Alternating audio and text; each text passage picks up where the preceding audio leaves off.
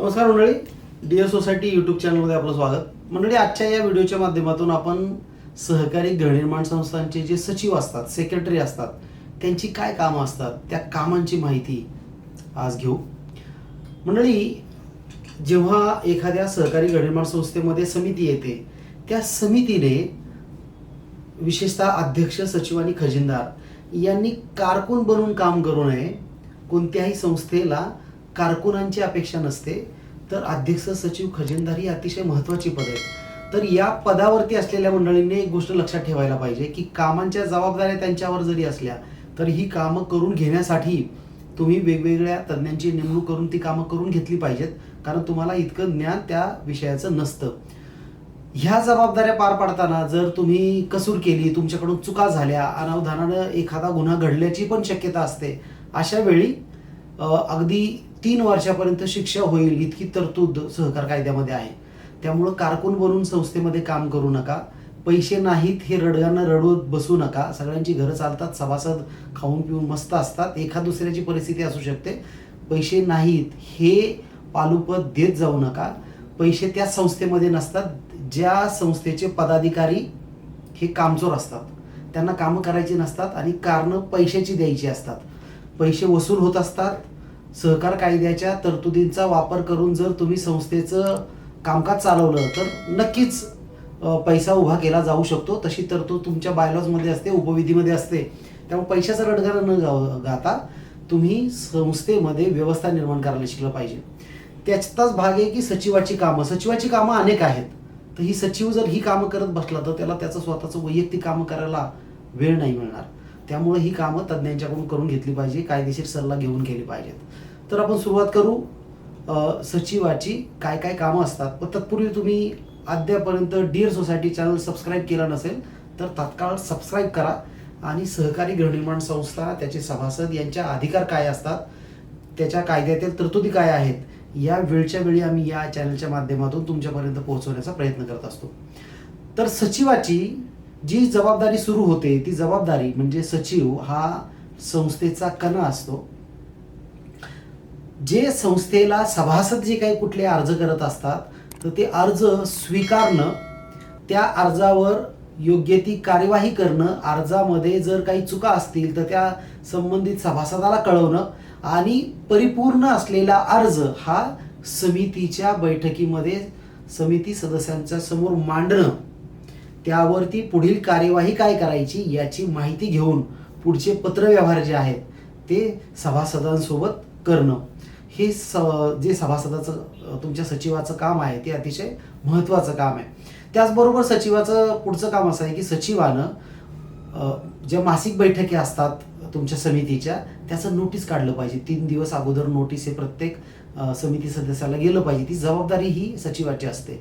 त्याचबरोबर विशेष सर्वसाधारण सभा असेल किंवा वार्षिक सर्वसाधारण सभा असेल, त्या सभांचे नोटीस काढण्याचं काम सुद्धा हे सचिवाचं असतं. समितीने अशी सर्वसाधारण सभा घेण्याचा निर्णय घेतल्यानंतर ती नोटीस ही सचिवाने काढायची असते. संस्थेकडे निरनिराळ्या कारणाने, वेगवेगळ्या कारणांनी सभासद अर्ज करत असतात, तर ते अर्ज हे सचिवांच्याकडे सुपूर्द करायचे असतात, सचिवांना द्यायचे असतात आणि सचिवांनी त्या अर्जावरती कार्यवाही करायची असते. ठराविक मुदतीत आणि विहित पद्धतीनं सभासदांना भागदाखले देणं. सहकारी गृहनिर्माण संस्था नोंद झाल्यानंतर पहिल्या 6 महिन्यामध्ये सर्व सभासदांना भागदाखले द्यायचे असतात. ते भागदाखले देण्याची जबाबदारी ही समितीची असते, मात्र ते बनवणं, त्यावर सह्या करणं, त्याची कार्यवाही करणं ही मोठी जबाबदारी सचिवावर असते. भागदाखला आणखीन वेगळ्या परिस्थितीमध्ये सुद्धा द्यावा लागतो. जेव्हा एखाद्या सदस्याचा मृत्यू होतो किंवा एखादा सदस्य सदनिका विक्री करून जातो, त्यावेळेस भागदाखला देण्याची जी पूर्ण प्रक्रिया आहे ती प्रक्रिया करण्याचं दायित्व हे तुमच्या सचिवाकडे असतं. सचिवांनी त्याची जबाबदारी पार पाडायची असते. सचिव परस्पर निर्णय घेऊ शकत नाहीत. आलेला प्रत्येक अर्ज हा त्याने समितीसमोर मांडला पाहिजे आणि समितीसमोर मांडण्यापूर्वी तो अर्ज परिपूर्ण आहे याची खात्री केली पाहिजे आणि समिती जो निर्णय घेईल त्यानुसार पुढची कारवाई करण्याची जबाबदारी ही सचिवाची असते. त्यानंतर सभासद किंवा सहयोगी सभासद, सहसभासद, तात्पुरता सभासद असे वेगवेगळे जे सभासद असतात त्या सभासदांचे राजीनामे, त्या सभासदांची सभासदत्वासाठी आलेले अर्ज स्वीकारणं, हे अर्ज स्वीकारून त्यावरती कार्यवाही करण्याची जबाबदारी ही सुद्धा जी असते ती सचिवावरती असते. त्यानंतर नॉमिनेशन, नामनिर्देशन. सभासद त्यांचा नामनिर्देशन अर्ज दाखल करतात, तो स्वीकारणंचं काम जे आहे ते सचिवाचं असतं. संस्थेच्या मालमत्तेची पाहणी करणं, म्हणजे की समजा एखाद्या सभासदाने सांगितलं की माझ्या घरामध्ये गळती होते, तर त्या सभासदाच्या घरात गळती होत असेल तर ज्या घरामधून ती गळती होते आहे त्या सभासदाला पत्र काढणं आणि त्याच्या घराला भेट देण्यासाठी वेळ मागणं. समजा गळती होत आहे तर त्या सभासदाला पत्र लिहिलं पाहिजे की या तारखेला, अमुक तारखेला मी तुमच्या इथं जो त्यातला तज्ज्ञ आहे त्या व्यक्तीला घेऊन येत आहे, तरी प्रवेश देण्यात यावा आणि तो त्या सभासदाने प्रवेश दिला पाहिजे. तर जी गळती होत असेल त्याची प्रोसेस मुळात अशा प्रकारे होत असते. तर संस्थेची मालमत्ता जी आहे त्या मालमत्ता पाहणं फक्त हे गळती होते हेच कारण नाही, तर संस्थेच्या ज्या काही मालमत्ता आहेत, क्लब हाऊस असेल किंवा इतर मशिनरीज असतील, तर त्याची पाहणी करण्याची जबाबदारी, त्याचं देखभाल व्यवस्थित होते आहे नाही आहे, तर ही सगळी जबाबदारी जी आहे ती सभासदावरती असते. त्यानंतर गाळ्यातील दुरुस्ती करण्यासंदर्भात सभासदांना नोटीस पाठवणं. आता मगाशी मी जसं म्हटलं की एखाद्याच्या घरात गळती होत असेल तर ती दुरुस्ती जी आहे ती दुरुस्ती सभासदांनी करावी, या संदर्भामध्ये त्या सभासदांना नोटीस जे आहे ते सचिवांनी पाठवायचं असतं. वेगवेगळ्या प्रकारच्या नोटिसेस सुद्धा सचिवांनी सभासदांना पाठवलं पाहिजे. वेगवेगळे जे उपविधी असतात त्या उपविधीचा जो भंग होत असतो अनेकदा, तर त्या भंग उपविधीचा केल्याचं निदर्शनास आल्यानंतर त्या सभासदाला नोटीस पाठवणं आणि त्याच्याकडून उत्तर मागवणं, कारणे दाखवून नोटीस पाठवणं, हे काम समितीच्या संमतीनं करणं हे सचिवाचं काम असतं, सचिवाची ती जबाबदारी असते. त्यानंतर सभासदांना सभासद वर्गातून काढण्याचा जो प्रकरण असतात त्याच्यावरती कार्यवाही करण्याची जबाबदारी सुद्धा सचिवावर असते. जो सभासद वेगवेगळ्या नियमांचं वारंवार उल्लंघन करत असतो त्या सभासदाला सभासदावरून काढून टाकता येतं. सहकारी गृहनिर्माण संस्थांना तो अधिकार आहे, तशी तरतूद सहकार कायद्यामध्ये आहे, तुमच्या उपविधीमध्ये आहे. तर अशा सभासदांना काढून टाकण्याची जी कार्यवाही करायची असते ती कार्यवाही ही करण्याची जबाबदारी तुमच्या सचिवावरती असते. संस्थेच्या आकारणीचा भरणा करण्याच्या संबंधितली जी काही नोटीस तयार करायची असते, म्हणजे मेंटेनन्सची जी नोटीस असते ती नोटीस काढण्याचं काम हे तुमच्या सचिवाचं असतं. याच्यामध्ये म्हणजे दर महिन्याला किंवा 3 महिन्याला तुम्ही नोटीस, मागणीपत्र जे आहे ते मागणीपत्र खजिनदार सुद्धा काढू शकतो आणि सचिव सुद्धा काढू शकतात. तर ती काढण्याची जबाबदारी ही तुमच्या सचिवाची आहे, खजिनदाराची सुद्धा आहे. त्यानंतर संस्थेची जी आकारणी भरण्यात कसूर करतात लोक, जे डिफॉल्टर होतात, जे थकबाकीदार होतात, त्यांना नोटिसा पाठवायच्या. हे जे थकबाकीदार आहेत त्यांची थकबाकीची रक्कम, थकबाकीदाराची नावं, ही सगळी माहिती जी आहे ती समितीसमोर मांडण्याची जबाबदारी ही सचिवाची आहे. म्हणजे थकबाकीदारांची यादी खजिनदाराच्या सहकार्यानं काढायची आणि ती समितीसमोर मांडायची आणि योग्य ती कार्यवाही करण्याच्या संदर्भामध्ये समितीमध्ये ठराव पास करायचे आणि पुढची कारवाई करायची. त्यानंतर ज्या समितीच्या सभा असतात त्या सर्व समितीच्या असो किंवा तुमच्या सर्वसाधारण सभा असो, त्या सभांना उपस्थित राहून इतिवृत्त नोंद घेण्याची जबाबदारी ही सचिवाची असते. तुमच्या मासिक सभा ज्या समितीच्या होतात आणि सर्वसाधारण सभा ज्या सभासदांच्या होतात त्याचं इतिवृत्त लिहिण्याची जबाबदारी ही सचिवाची असते. आणि अनेकदा काही संस्था ही जबाबदारी एका विशिष्ट व्यक्तीला, मॅनेजर असेल, सुपरवायझर असेल किंवा आणखीन कोणाला देऊन ठेवतात. तर तशी व्यवस्था केली तर मग मात्र सचिवाची ती जबाबदारी नसते. संस्थेचं ज्या बैठका होतात त्या बैठकांचं इतिवृत्तची जर रेकॉर्डिंग केली गेली तर ही इतिवृत्त अधिक, म्हणजे बैठकांचं जर रेकॉर्डिंग केलं तर इतिवृत्त अधिक चांगल्या प्रकारे लिहिता येतं. तर तुम्ही रेकॉर्डिंग तुमच्या संस्थेच्या सगळ्या ज्या बैठका आहेत त्यांचं तुम्ही केलं पाहिजे. त्यानंतर समितीने जे काय वेगवेगळी ठेवायची जी पुस्तकं असतात, नोंदवह्या असतात, ह्या नोंदवह्या अद्ययावत ठेवण्याची जबाबदारी सचिवावरती असते.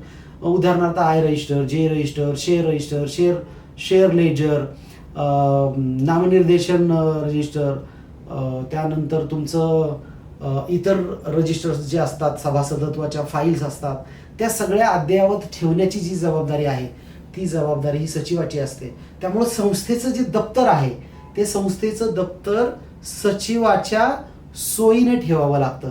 काही संस्थांमध्ये सोसायटीचं ऑफिस नसतं, मग हे दप्तर कुठे ठेवायचं याच्या संदर्भामध्ये सचिवाला जी सोयीचं असेल अशा ठिकाणी ते दप्तर ठेवलं गेलं पाहिजे आणि त्याचा ठराव करून ते दप्तर ठेवलं गेलं पाहिजे.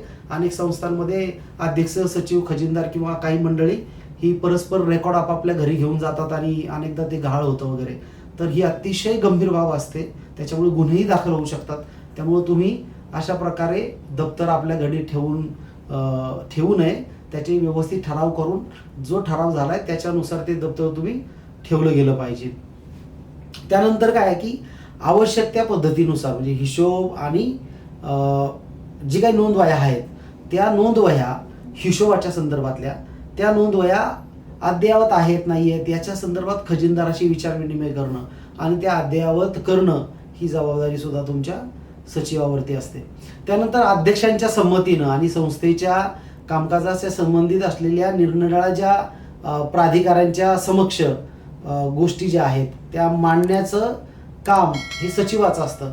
अनेकदा काय होतं की ग्रामपंचायत असेल, महानगरपालिका असेल किंवा उपनिबंधक असतील यांची वेगवेगळी जेव्हा पत्र येतात, नोटिसा येतात, तर त्याचं उत्तर देण्याची जबाबदारी ती उत्तर देताना अध्यक्षांची संमती घेऊन, समितीची संमती घेऊन ते उत्तर जे आहे ते त्या संबंधित अध्यक्षांच्या समोर मांडण्याची जबाबदारी ही सुद्धा तुमच्या सचिवावरती असते.